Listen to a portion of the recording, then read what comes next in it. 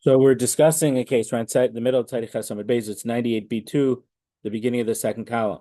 So we're talking about if someone told owner of something, let's say, told someone to sell something on their behalf, and they didn't do exactly the same thing that they were told to. When do we say that the agent's actions, because they didn't follow the scope of what they were told to do, it ends up that they acted in an unauthorized way and the sale gets nullified? And when does the sale not get nullified? And if there's profit, when does the agent get to keep all the profit or part of the profit, or does all the profit go to the owner? So the context of that is that in our Mishnah, the estate had several fields, and the widow sold some fields to get her ksuva payment. So the last case of the Mishnah is when there was $400. The Kesuvos was 400 zuz. She sold one field for 100, second field for 100, third field for 100. The fourth one she sold 101 zuz field for only 100. So we say that this is the last case of the Mishnah. So we say that the first three sales went through, but the last one doesn't because she sold it for less than its market value. And even if she promised to pay back the difference, it doesn't matter. She doesn't have the authority to sell that in order to receive her payment. The first case in the Mishnah was, the second case of the Mishnah, I think, was if she had a 200, the middle case was if she had a 200, hold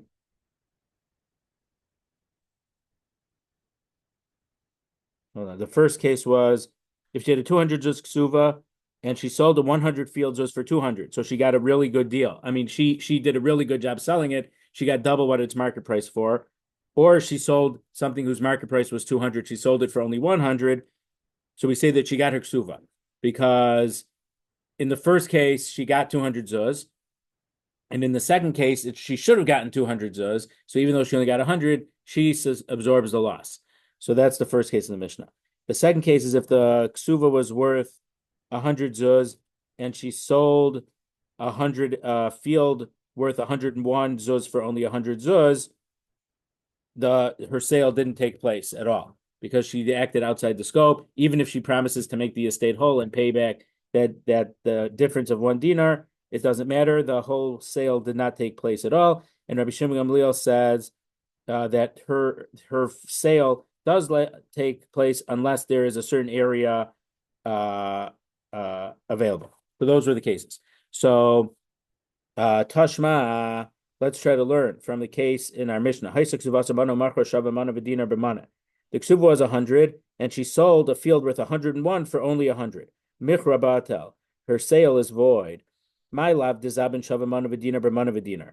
Why don't we say that the cases where she sold 101 zuz field for 101 zuz, umay b'mana, and why did it say that she sold it for a mana? Mana shalah. She sold it to sell her 100 zuz that she was owed. So there was no field that was worth the amount that was owed to her. It was worth a little bit more than what was owed to her. Umaya filu, and what does it say? Even if she says, I'll pay back the difference to the heirs, it means afilu hi ameres achzer sadina liyorshim medina mikarkai. Even if I return the dinar, the extra dinar, the difference, not in cash but in field, I will give them a piece of property. If they'd rather have the 1 dinar in property instead of in field, I'll do that. But Katani, yet the Mishnah says, Mechrabatal, the sale is nullified. So why don't we say that in that case, she sold too much, so still, because she was only allowed to sell a mana, or a field worth a mana, but she sold a field worth a mana and one, it's nullified because she exceeded the authority of her agency, of what she had the right to do. She only had the right to sell for the actual amount of her ksuva. So the Gemara says, Rav Huna Breder Rav Nasan, lo. No, that's not what how to learn the Mishnah. But the Ozel, we're talking about a case where it was cheaper than what the field was worth. She didn't sell it. She didn't sell $101 field for $101, and she was only owed 100. It was $101 field that she sold for only $100. So because she sold it below market value, it doesn't help. And again, the difference between the first case of the Mishnah and the second case is where in this case the 101 that the field is worth more than her ksuva is owed. Whereas the first cases of the Mishnah, where either she sold a $100 field for 200 or a $200 field for 100, is because her ksuva that she was owed was 200. So in the first case, of course, she sold a $100 field for 200. She did a great job, get a very high price, but she got her 200. So it doesn't matter that the estate is only out $100 worth of land. No, because she got what she was paid. It doesn't matter that the estate only spent $100 of that land from the estate to pay it off.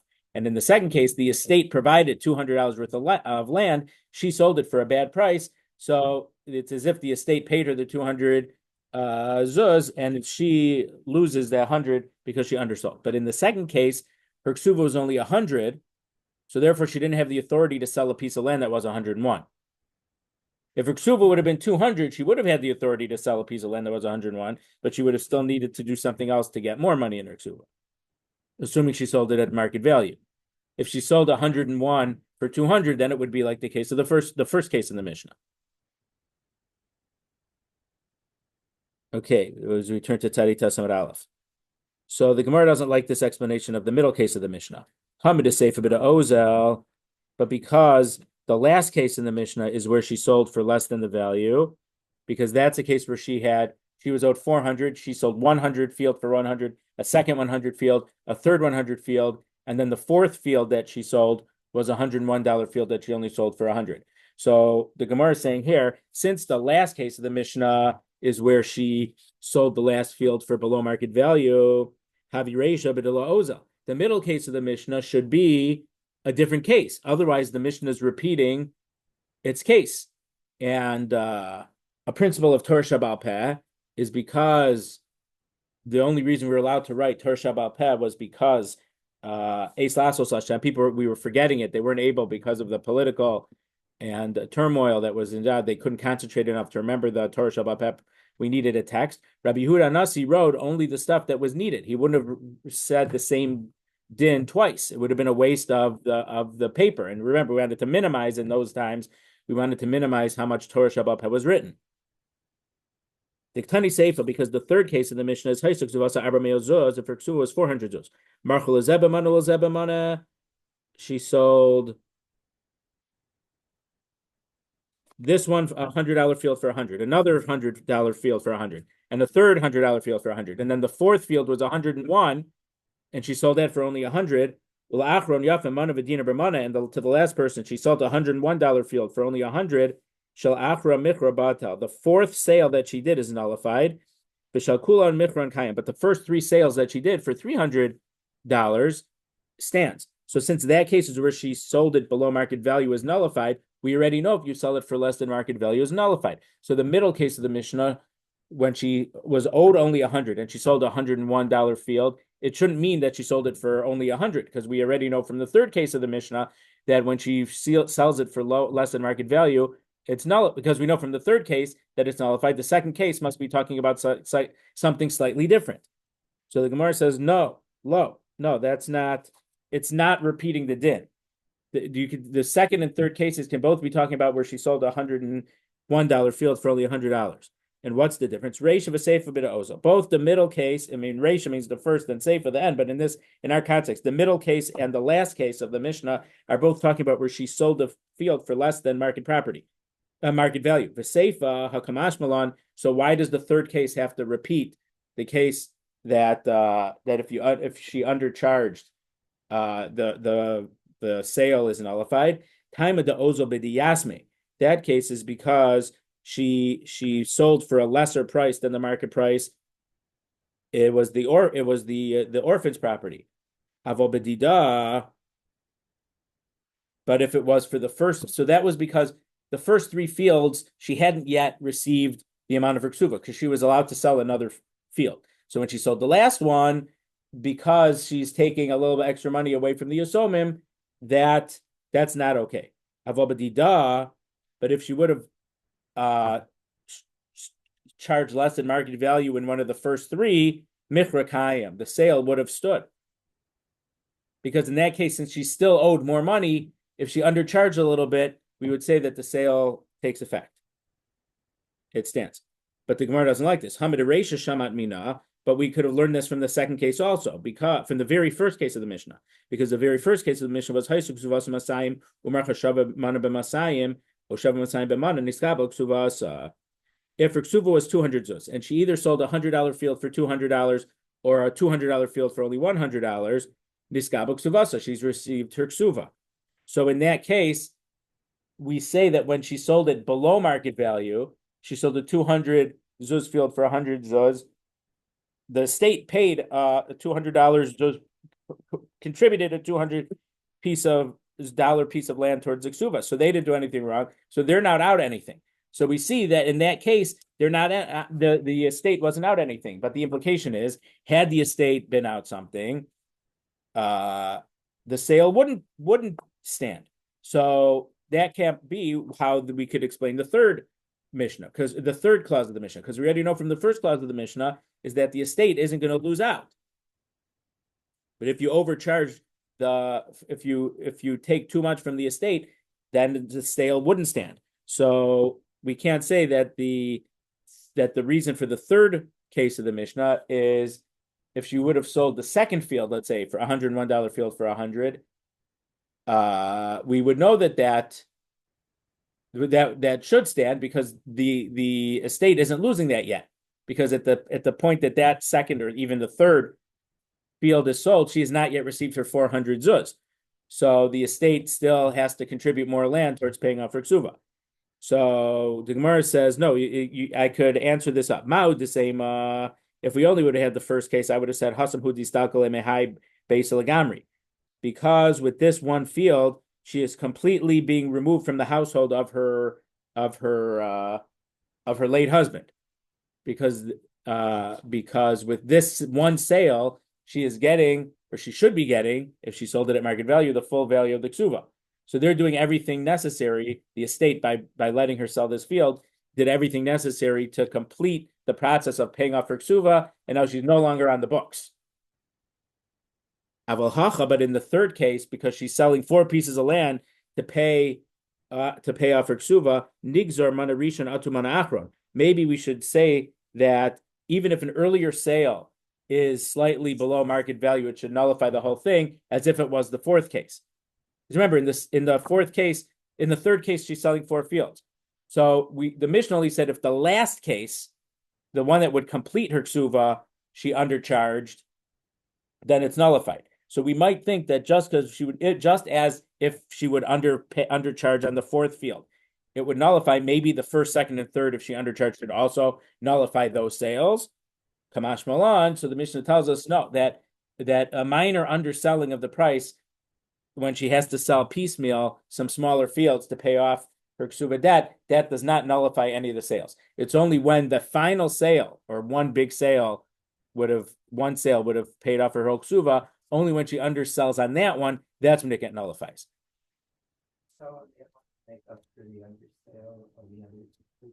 So let's say she sold 100, 101, and 100, and she sold each of those for 100. I don't think from the first case in the Mishnah, I don't think she'd be allowed to sell the 4th 100 piece of land, because then the estate would be paying 401 for only 400. No, I don't think that. It's a good question. I don't think once 301 zuzim worth of property would have been sold from the estate, I don't think she has authority to take another 100 zuz piece of land, because then there would have been a 401 zuzim worth of property sold. So she would sell a 99 piece property for 99. Okay, the Ikeda Amri, but some said that the Gemara. So it ends up for this is that the way that we're saying this is that when an agent oversells and undersells, in some cases, if the Isha is like the agent, her undersale, if she sold it below market value, the sale stands. That's what we concluded from this. The Ikeda Amri, but some said that the discussion went a slightly different way. Hello, Tibai. You don't have to ask about this case. Heicha da Amr Leizil, Zabin Li Lischa. If someone told an agent please sell a lesach of land. So let's say it's half an acre. V'zabin lekura, and then he sold a full acre. Actually, thinking about it, the way that some of these ancient languages are, acre and core, sometimes like what would be like left to right, right to left in Hebrew, in Greek or something, it's left to right, so it's a reverse. So acre and core, even though in acre the C comes before the R, and in core the kuf comes before the resh, but it might be, or core is almost like acre without the aleph in front. It just has the Aramaic aleph at the end.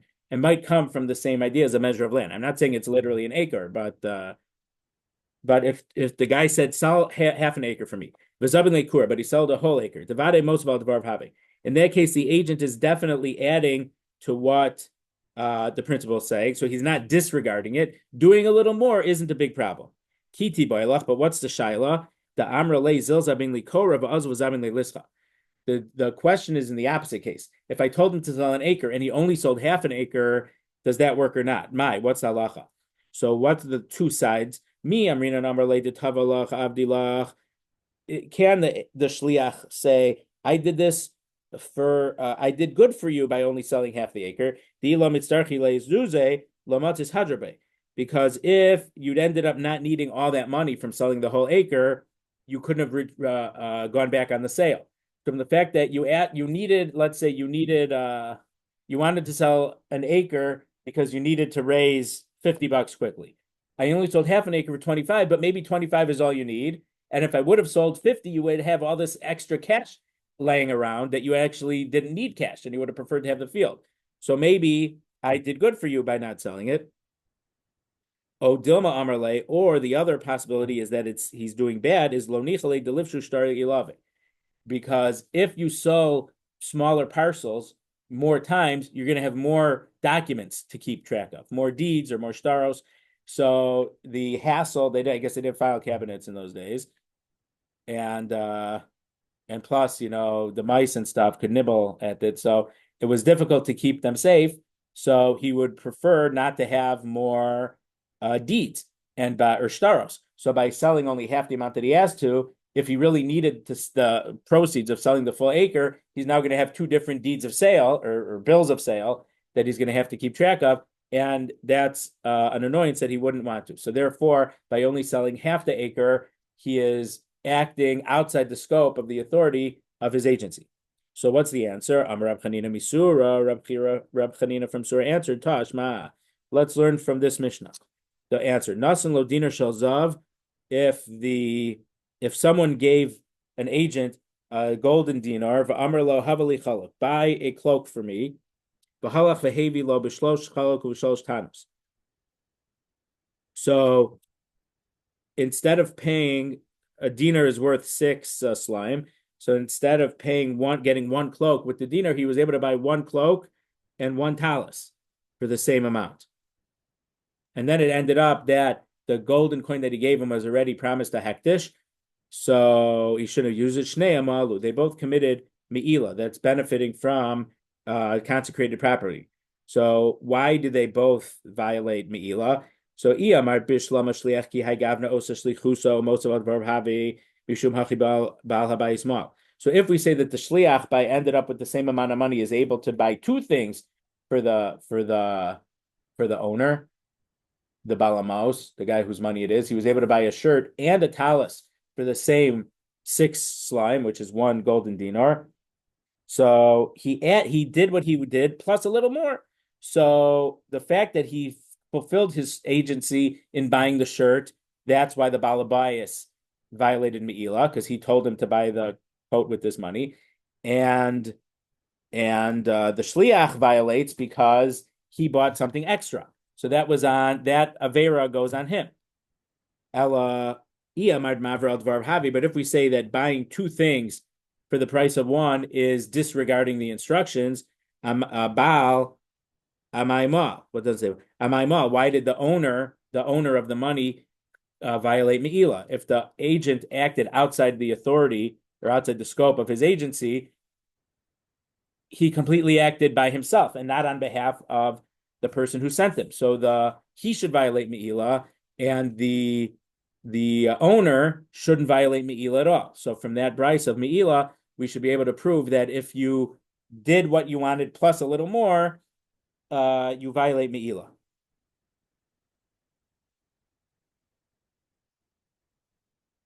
So Hachamayaskina the Aisle Shava Sheish B'Shalosh. So no, you could explain that Mishnah is not similar to the other case because that Mishnah is where he didn't buy a shirt that was worth 6 lime.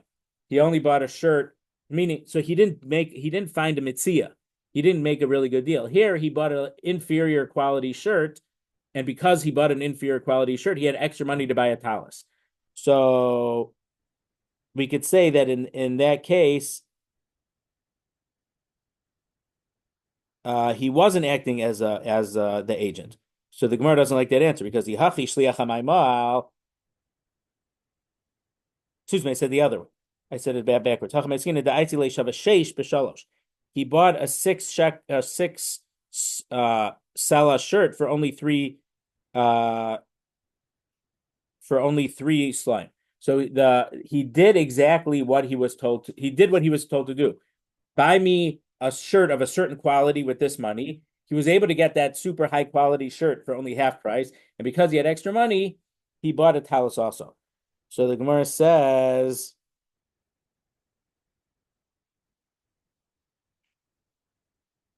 why did the shliach violate Me'ila?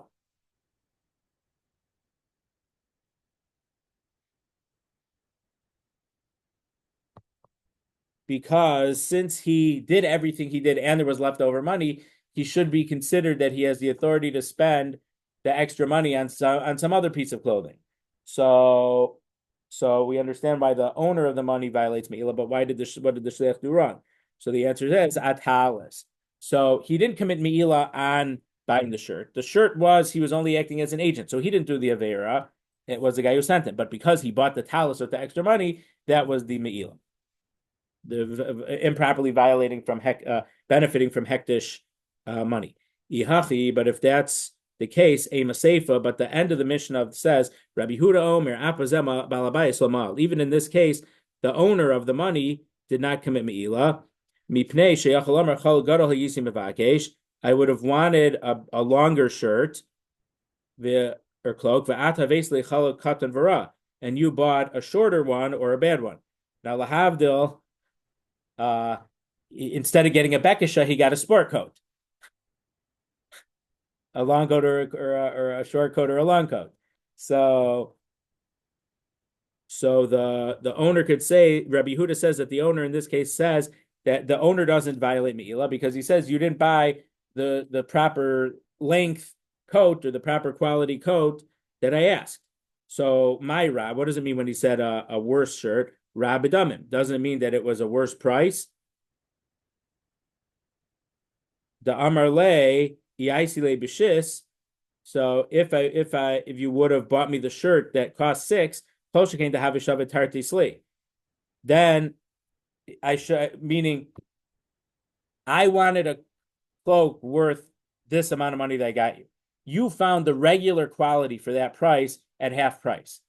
No, I would have said that if I would have known that the cloaks were half price, I would have wanted the super high quality one that normally would be 12 for the full 6 that I got. So you didn't have the right to make that decision to only buy me the 3 Salah shirt because I wanted a fancy shirt. And if you could have gotten a fancier shirt for the same price, I rather would have gotten the fancier shirt for the same price rather than the good quality one for a cheaper price. So Dekanami, we could say that this is a really good answer because if we look closely at the text, Tiktani, because we learned in the Brisa, Motor Rabbi Yehuda Bekitnius, Rabbi Yehuda agrees in the case of beans, Sheshnea Malu. So meaning someone asked him, he said, go to the market and buy me some beans. As we turn to Tzadi Tasamad Beis, Shakitnius Basela. Kitnius beans sell for you get a certain amount for a sela. The Kitnius Bepruta, and you get a different amount of beans if you only pay a pruta. Pruta is a smaller amount. But it doesn't matter what you want, it's all proportional. It's like having a small, medium, and large. The small always costs a certain amount. The medium costs a certain amount, and the large costs. The Gemara only mentions two sizes, but I'm just giving the example of small, medium, and large. But unlike the Cokes at the store, the prices are proportional.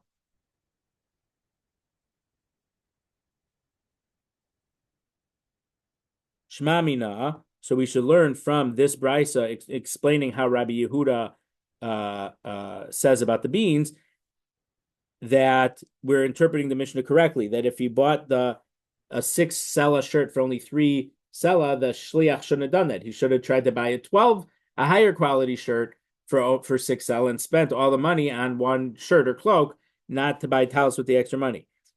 Shma mina.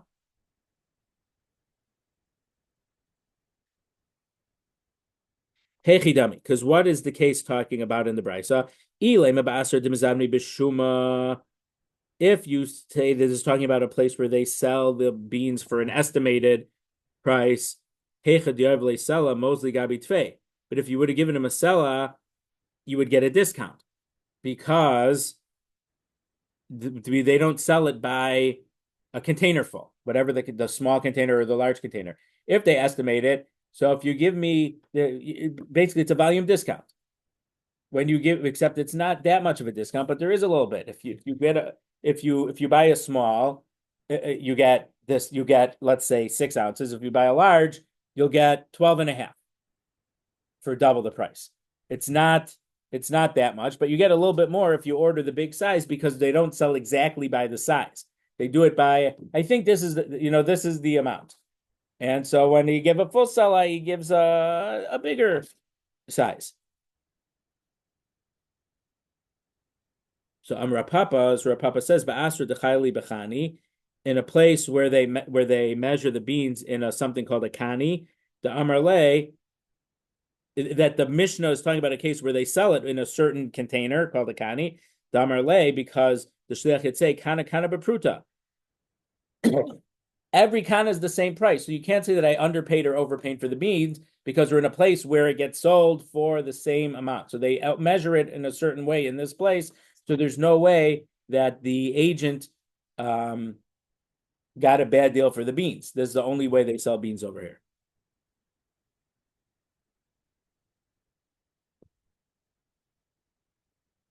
Okay, Tashma. So now let's try to prove that if the shliach does something different, he's no longer acting as a shliach. The third case of the Mishnah. If the ksuva was worth 400 zuz, so she sold the first field, 100 field for $100, a second $100 field for $100, a third $100 field for $100. So far she sold 3 fields and got $300. She's still owed $100 more. So the fourth field was $101 field that she sold for $100. The last one is nullified, but the rest, the sale stands. So we see that by underselling, she's not acting in the course of her agency, and that's why the sale is nullified. So the Gemara says, no, you can't prove from there that a shliach who undersold, that it's nullified, that doesn't act in the course of his shlichus. Because Rav Shisha Berei Rav Idi said this is in a case where there were small pieces of land. Hachanami Biktini, this is a case where they were small pieces of land. So there was no other way for her to sell it. Maybe there was no $400 piece of land.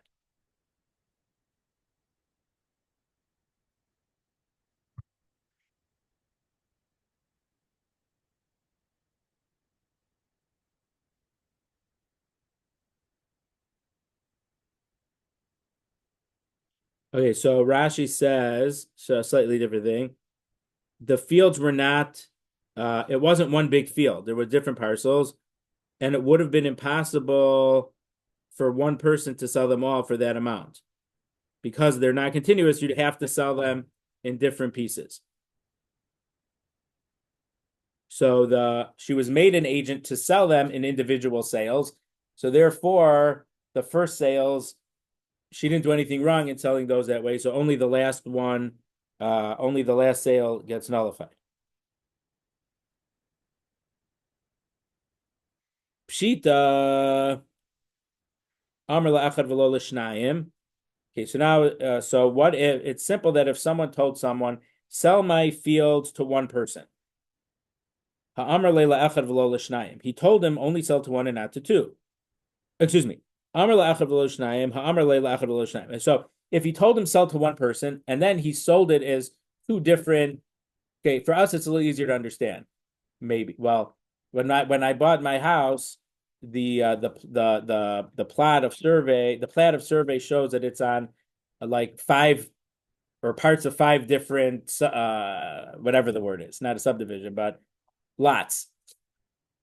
So let's say that it's a case where they're separate lots, but you could sell them together, you could sell them separately. So the guy said, sell them to one person. He wanted them to be sold as one unit to someone else. And the agent sold them as two separate lots, lot A to Reuven and lot B to Shimon. So in that case, the agent didn't follow the instructions. So therefore, both sales are nullified because he didn't follow his instructions. But if he just said, sell them to one person, and he didn't say not to two, what's the halacha? What's the halacha? Rav Huna, so it's a machlokas amarim. Rav Huna Amar la'achad v'lo l'shnayim. Rav Huna says when you tell him sell it to one person, it means one and not two. So if he would have sold it to two people, he was not acting in the course of his agency, and the sales would be nullified. But Rav Chisda, for Rabbi bar Rav Huna Dami Travayu, Rav Chisda and Rabbi bar Rav Huna both said la'achad afilu shnayim la'achad afilu meya. We just said sell it to someone, and meant just get rid of it. It could be two people, it could even be 100 people. But just say sell to one doesn't mean one exclusively. If he wanted it to be sold to one exclusively, he would have to say sell it to one and not to two people. Iklu Rav Nachman l'Sura. Rav Nachman went to Sura, the city. Ula Gabe Rav Chisda Rabbi bar Rav Huna. Rav Chisda and Rabbi bar Rav Huna, the ones who we just had their statement, went to visit Rav Nachman. Amrulay, they said to him, Ki agavna mai. If in this case, meaning if they would have sell it to one, and that's all he said, and then the agent sold it to two people, is the sale nullified because he acted outside the authority that he was given his agent? Amar lahu, Rav Nachman says, la'achad afilu l'shnayim, la'achad afilu l'meya. So Rav Nachman paskin like the two of them. He said you could sell it to one or even two, one or even 100. Amrulay, then they asked, Avagav the shliach. What about in a case where the shliach sold it for less than market value? In that case, would we also say that he's still acting within the scope of his agency? Amr lahu, he said, no. The shliach lo kamina. I didn't say that. I didn't answer you. That's not the answer to that question. That's not the halacha if the shliach would have made a mistake and undersold it. Amrulay, they said, va'amar mar ena onola kakaos. But you said, they're saying it in a third person way. But you said that there's no ona like kakao. So ona is when if you overcharge by a 6 or undercharge by a 6. So if it's in movable properties, if it's for more than a 6 or less than a 6, the sale is nullified because it's a halacha called ona. But Rav Nachman says there's no ona for property. So since even if he undercharges it, there's no ona, so it should be a valid sale. So Rav Nachman said, "Hani mili heichaduta balabayis." No, when I said the halacha is there's no ona, the halacha that overcharging or undercharging cancels a sale of land of real estate. That's only when the owner sold it knowingly. I mean, sold it, and so he oversold or undersold because he's the owner. There's no ona. We're saying that the halacha of overcharging or undercharging doesn't apply. About shliach. But if the agent made a mistake and he undersold or oversold, amarle, or in the case of undersold, amarle litukunisha shadartich v'lola avuse. I made you to do things better for me and not to make things bad. So it implies from here that if he sold a $100 field for $120, he was acting in the scope of his authority because he found him a better deal. But if he would have sold a $100 field for 90, then it would be nullified. Umenat tamer deshani ben shliach lebalabayis. And is it true that we can make a distinction between the owner selling something versus his agent selling something? Can we make such a distinction? The Tanan, because we learned in a Mishnah.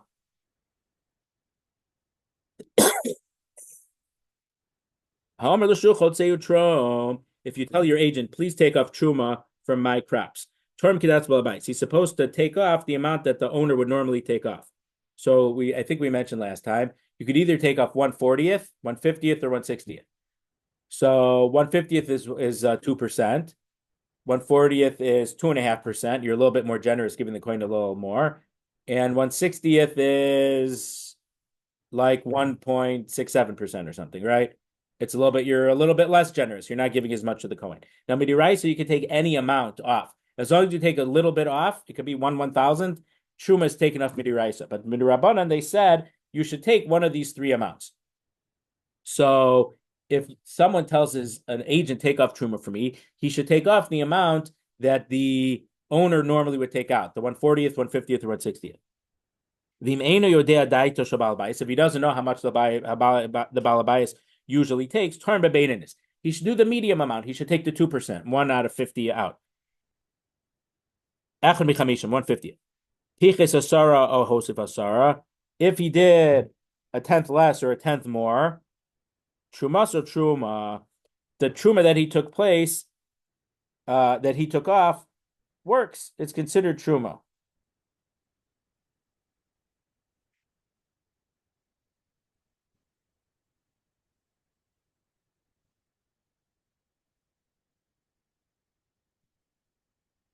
So in that case, we see that the shliach can take off a little bit too much or a little bit too more, and the truma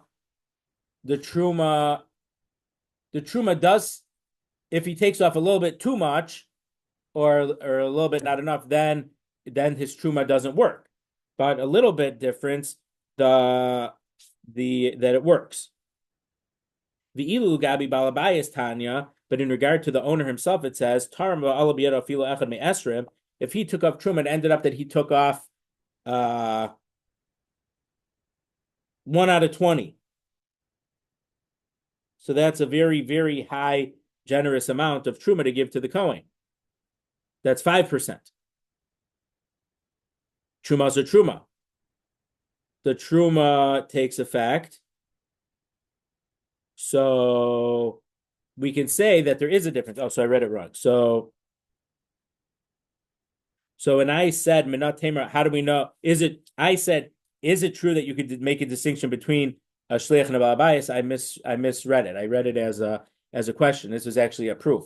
And how do I know that I can make a distinction between the balabayas separating and the shliach separating? Because of this case of truma, the shliach is only allowed to make a mistake by a tenth, but the balabayas can make more than double his mistake instead of taking off. If he usually takes 2% off, if he took off 5%, it still works. But if he were to take off more than 5%, it doesn't work. So that's a proof that there is a difference. That's something that we would allow the owner to do, we wouldn't allow the agent to do. So when we say an agent has authority, sometimes he doesn't have the exact authority that the one who sends him does. Tashma. So let's learn from the following case. So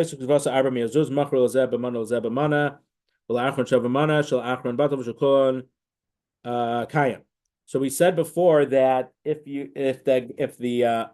the owner said sell it to one and he sold it to two people, maybe it doesn't work because he doesn't want to have too many shtaros to keep. He'd rather only keep one shtar, not multiple shtaros. So in our Mishnah, we're talking about a case where the woman sold one field, 2 fields, 3 fields, and then a 4th field.